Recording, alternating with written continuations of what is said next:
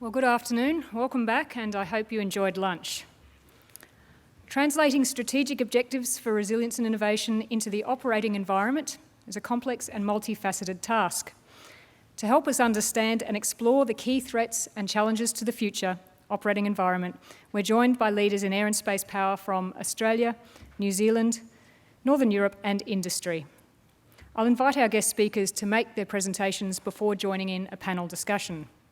First, Air Vice Marshal Iervasi, Air Commander Australia, will provide an operational perspective on the trends and challenges of the future operating environment, including employing exquisite capability versus low-cost, high-availability, multi-domain interoperability. We're again expecting a provocative presentation, which will again challenge our assumptions around the meanings of resilience, or the meaning of resilience.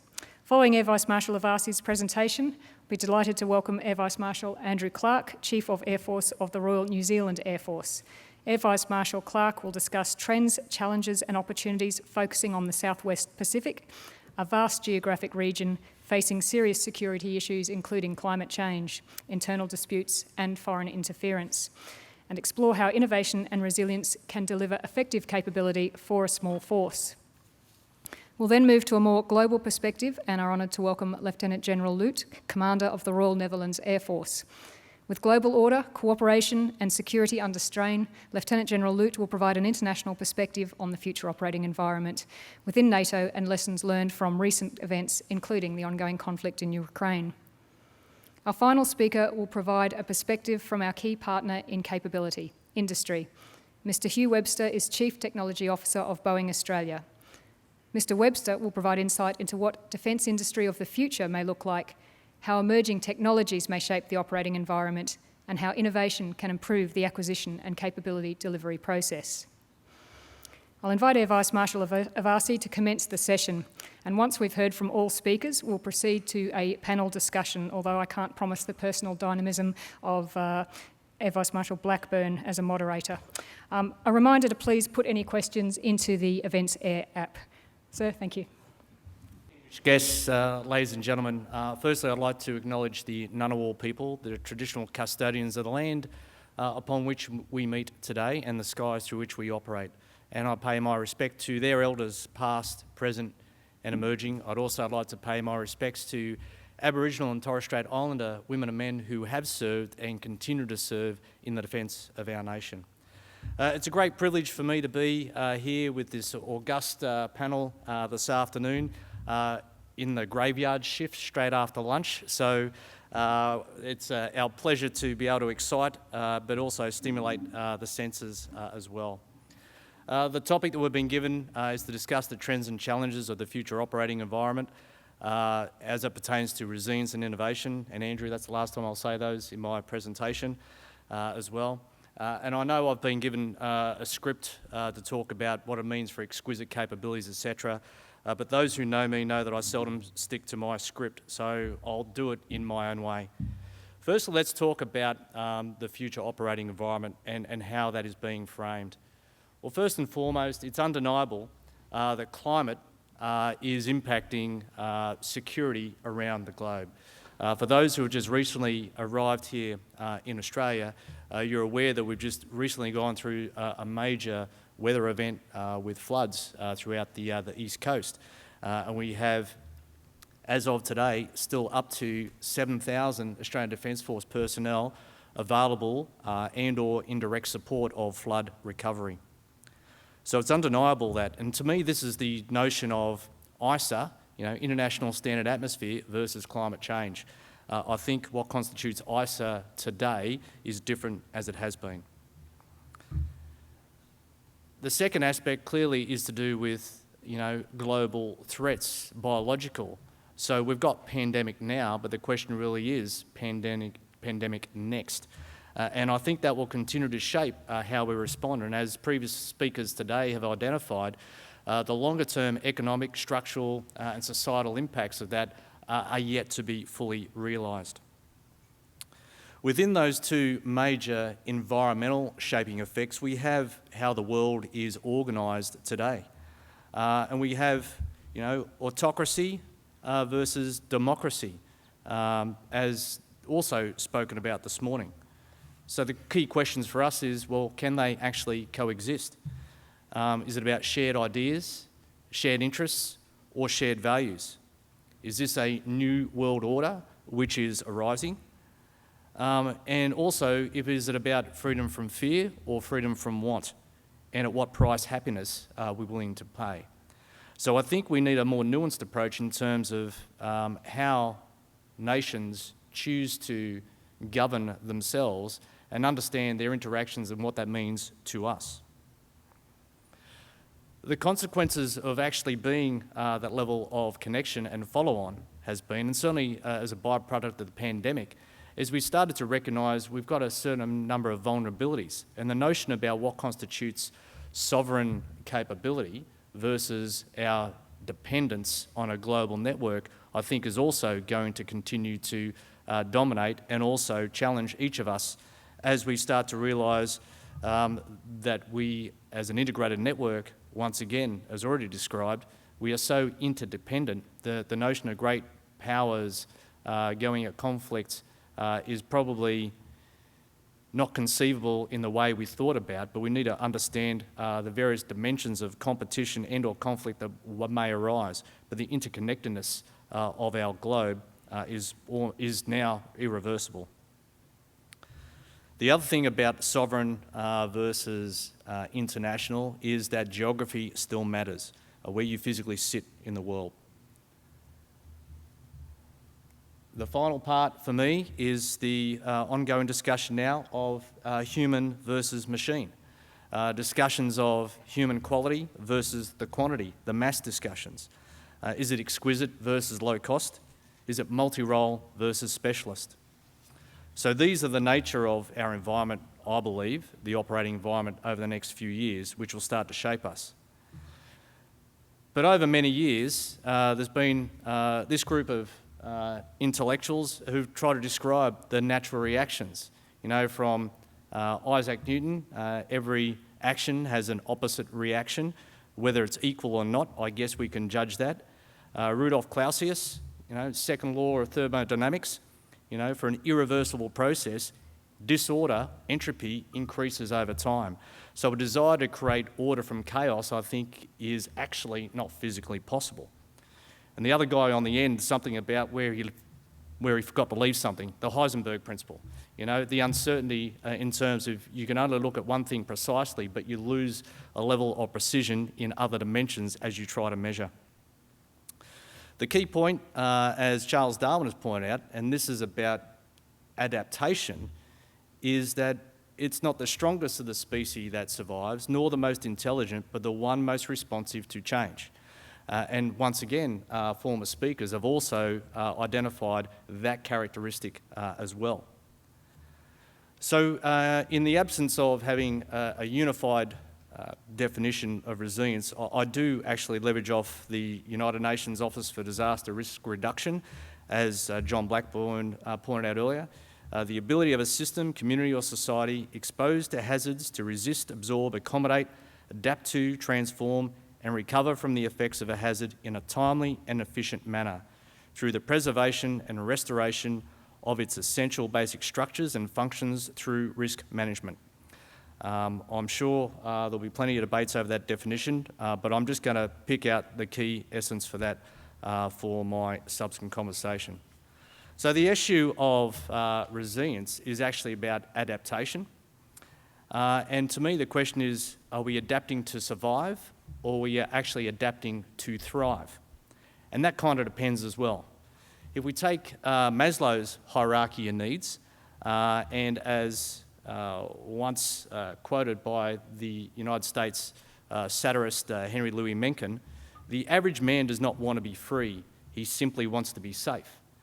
So from that notion and aspect, the way nations choose to interact with the rest of the world in an interconnected way comes down to what is it they're trying to achieve at a society, a community, to a society, and from a national perspective as well. But as I said, also geography kind of matters too, and the context of where you stand is actually where you sit. We look at Australia from the globe, there's a lot of water around us, is the bottom line. If you look at through that particular lens, it's clear the nations who are physically closest to us. Conversely, if you look through the lens through Mongolia, you know, their geostrategic circumstances wedged in between Russia and China are uniquely different to our own particular context as well.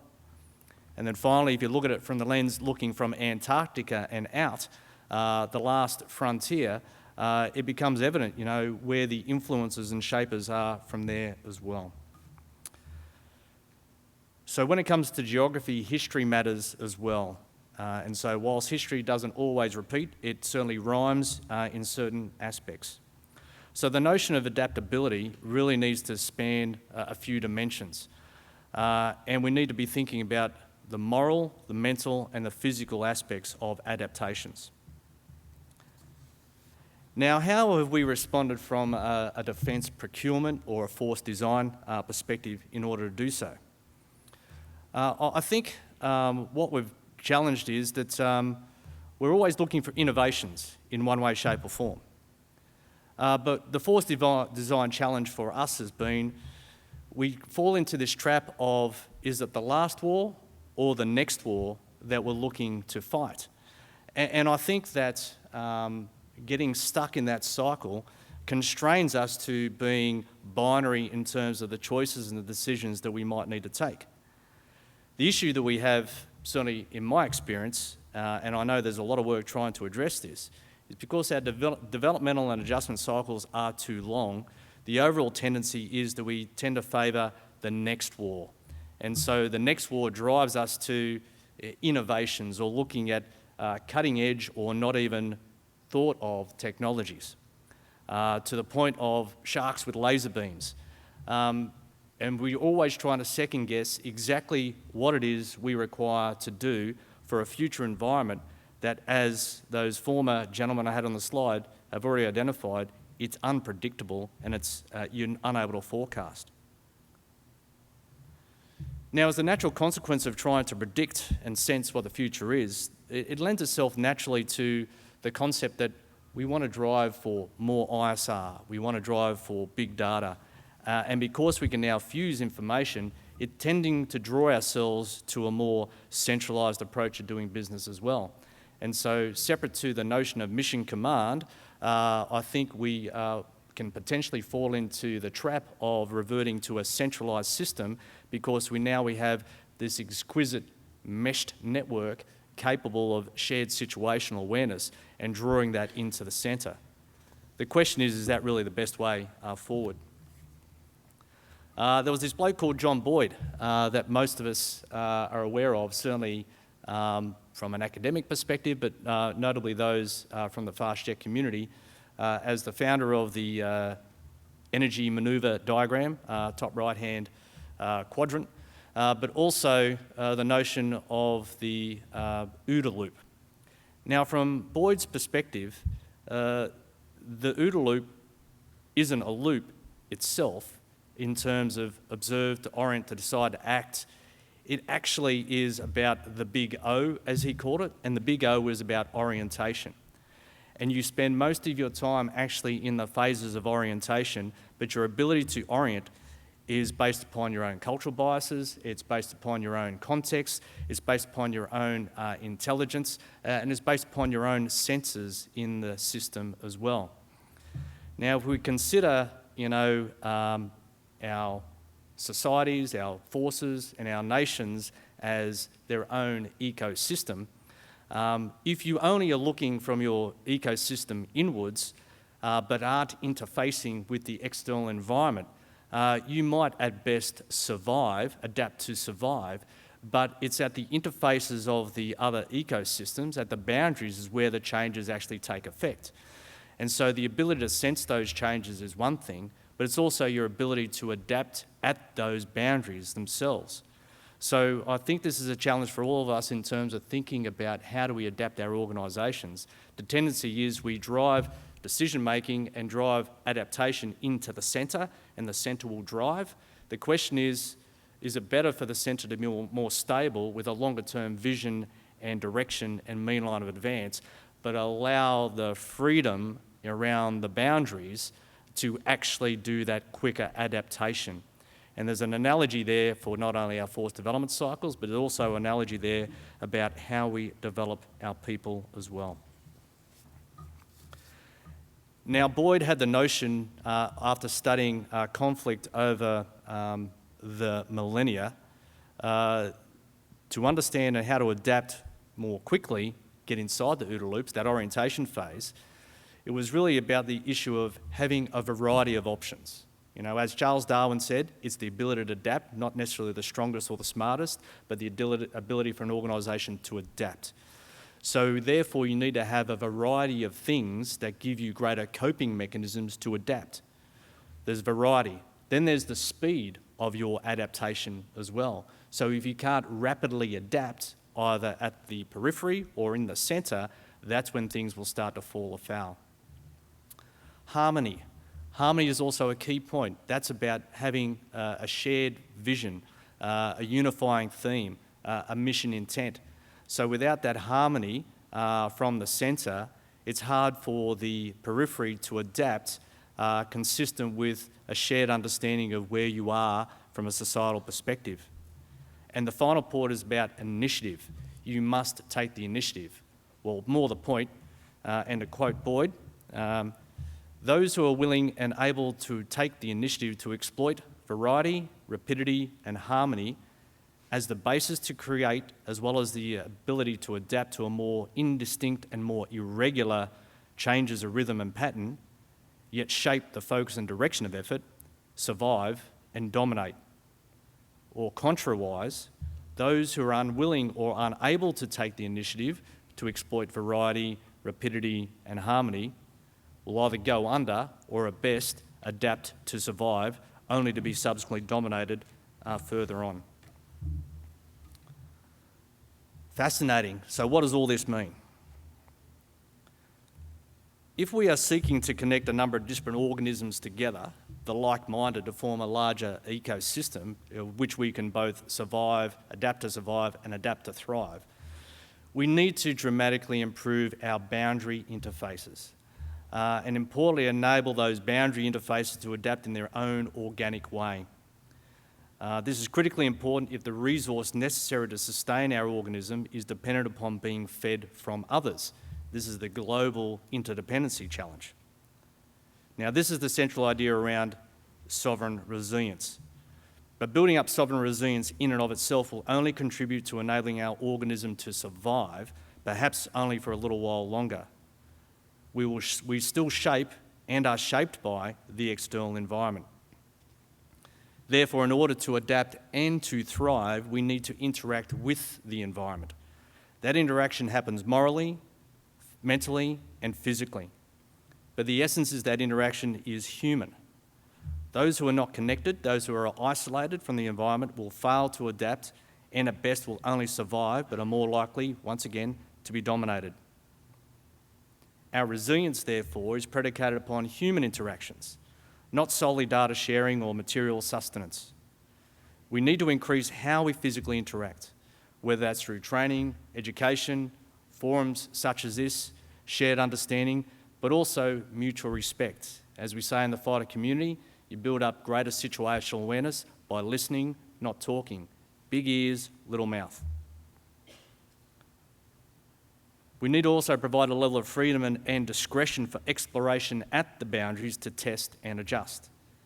So having a unifying theme is important, but if we need to prioritise investment, and I take great credence out of those who have studied and analysed this in detail before, but as John Boyd's priorities are, it's people, ideas, and then things.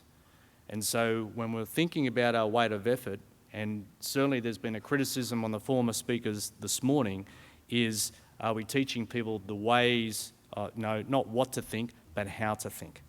There's a lot to be said about that.